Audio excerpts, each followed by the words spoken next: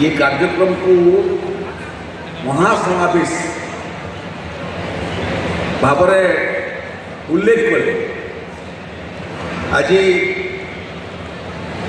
ये दिगरे काम करुवा जो मैंने उद्योगी चाषी से संख्या एवं ये टेम्परारी एक ऑडिटोरियम वातावरण देखला मत लगुच ओडिशारे प्राणी एवं मत्स्य संपद काम को आगे बढ़ा ये विभाग जो मैंने सब मान्यवर मंत्री नेतृत्व मुख्य शासन सचिव नेतृत्व में जिते अधिकारी अच्छा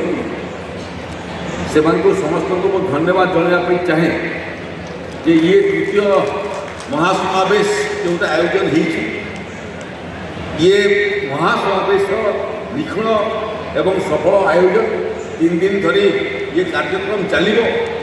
3 दिन भितर जो मैंने उद्योगी आसी माने विभाग अधिकारी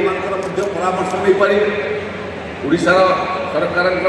जो योजना अच्छी से योजना बाबद अवगत हो पारे